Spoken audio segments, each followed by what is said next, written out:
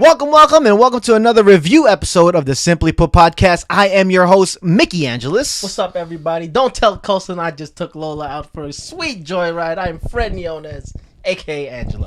And we normally review episodes of The Flash and Arrow, but since they are in a 2-week hiatus, we'll come back that when it does come back on. But we're going to come back strong now with the Agents of S.H.I.E.L.D. Season 2, Episode Review 11, Aftershocks.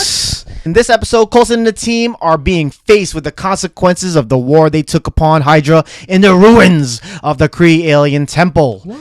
Also in this episode, we have Sky and Raina, who have not only changed their genetic makeup from the Terrigenesis, but they're also changed where we're going to see the season going at this day forward. They ain't human no more. And in this initial episode, we get introduced to a young Gordon. Yep. If you don't know who Gordon is, he was the man with no eyes in the last episode before the hiatus. And we also get to see him and his powers, or maybe one of his powers, which is teleporting, which actually had great special effects in this episode. Very reminiscent of the Bryan Singer Nightcrawler in X2. And we also get a surprise visit from Sky's mother in the earlier years in 1983 with The Parts Unknown. And we also get to see a brief history of the Terrigenesis. That's cool. That's just like the same year Star-Lord got adopted too, right? Around the same time. I like that idea that Sky's mom was somewhat like a shepherd to the newly formed Inhumans, because they are Inhumans, if you don't know that. Yep. Because of the Terrigenesis thing. I like how they're showing that they're not really bad guys. They're just ushering this new generation in. And the fear on that kid is very reminiscent of like the X-Men when the mutants are showing up. So that's what they're going on with this universe in the MCU, where the Inhumans are the mutants, and since they don't have X-Men, it's a very good transition. Exactly. Just a brief history. The Inhumans was a science experiment from the Kree Empire to give humans more abilities or powers, or to weed out the weak from the strong, in hopes of using them to battle the Skrull Empire with their war, which happens to coincide with Earth. And what they're also hinting at is there's more than one temple. Exactly. Because if you watch episode 10, I forgot what the title was for Agents of S.H.I.E.L.D., there's another obelisk that Gordon had. So and there's multiple obelisks. There's multiple obelisks. So there may be multiple temples. So we're going to see more Inhumans pop up. And one Inhuman that we want to speak of is Sky, who she's so hot. She is currently in this episode in quarantine in the S.H.I.E.L.D. Headquarters, where she becomes more of like a fly in the wall. Being that she's stuck in one place, people are visiting her, and that's part of the episode that I did like. Yeah, me too. I like that they're showing her the different reactions to what happened to Trip. Yeah. How they're all grieving in their different ways, and how she's handling this change, and how she's afraid to tell her fellow teammates that she's the one that caused the quake. Get it? Quake. And how you see the change in demeanor of everybody, especially Coulson. And I think it was a great device for them to use, where it layers upon the layers of the depth of the story, and how each person, starting off with Agent Coulson and his change in demeanor, and how he's become gung-ho and has plans to attack the Hydra base, especially when they're down.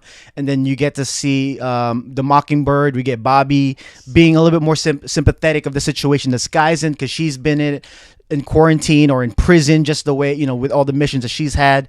And we get to see how Simmons reacts, and her and Fitz's like stance on this alien Inhuman discovery that they have, where you have pro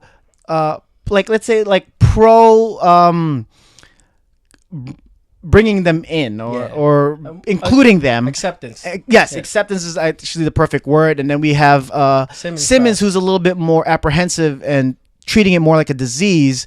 And I guess with the lack of knowledge of what the Inhumans or these alien technologies are, I kind of get both sides. And she said that in the episode, where she said maybe a plague, and we do have to study it, but it has to be eradicated to prevent it. So that's her stance. She believes that in the Terrigenesis process is a plague and not an actual evolution of what humans are that were tested and get passed down to their ancestors. And I think this episode definitely helped us fill the room back with emotions, especially coming off such a long hiatus. I think it brought up a lot of things back, always reflecting back on Trip and what he meant to the not only to S.H.I.E.L.D. but especially to Coulson. And I love that scene when May visits Sky and explains why Trip's death meant so much to Coulson and how it was a meaningful death to help revitalize this attack on Hydra and bringing S.H.I.E.L.D. back to its prominence. And he was like a second, maybe third even generation agent, where his grandfather was a Howling Commander. I don't know about if his dad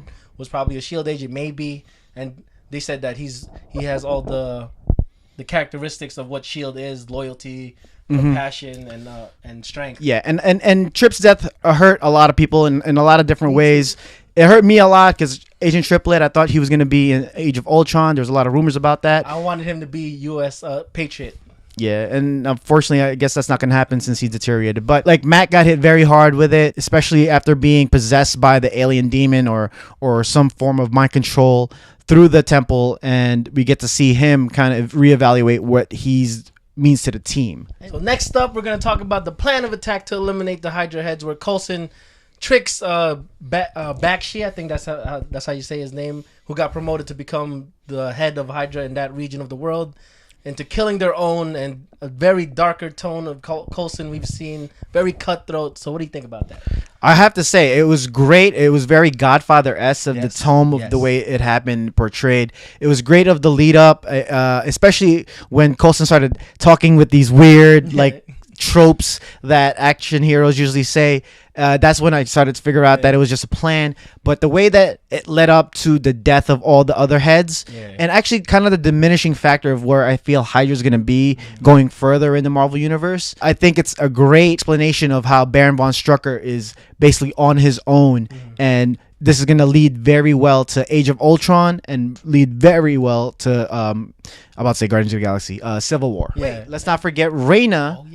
Who was also in the room with Sky with the Terrigen Mist came on. And how did you feel about her character design as the thorny little creature? I like that because it's a throwback to her. What Mr. Hyde even said in the episode, that she liked flowers, and even the most beautiful flowers have thorns. And I really like her change in demeanor, where she was this confident character, and now that she's not beautiful in her sense of the word. And she's talking about that whole emotional scene where her insides feel like gravel, and every time she moves, she gets cut. And it got very dark, especially when she started contemplating suicide, or she wasn't really contemplating it, but it looked like Mr. Hyde was pushing her more towards that. He doesn't care about her anymore. No, because he knows that Daisy, his daughter, did the change, and she turned out okay. So in the end of the episode, we get to see Bobby and Mac, after she tells what's his name, Hunter, that they're in a support group, but really Mac created that toy Lola to scan Coulson's office for Fury's toolbox and maybe get plans for that base. So do you think they're working with Fury, or you think they're working with Hydra? I think they're working with Fury, because the way it's set up, especially with now that Sky has been revealed to be Quake, I think they're going to become the Secret Warriors. And why else would Bobby show up and become like, oh, you know, you're so badass, you went there unscathed. So I think they're testing Sky in a way. It'll be great to see them, especially with the guy that we see who takes Reyna, Mr. No Eyes. Gordon comes back in the present day and grabs Reyna with his teleporting powers. And you saw her eyes light up like, oh, somebody thinks I'm beautiful. So that's great. So that's like kind of like a Morlock type of thing also. Exactly. So that's cool. So we're going to get new storylines. We're going to get new teams. We're going to get new characters. And if you like this episode, don't forget to give us a thumbs up and share us with your friends. Subscribe.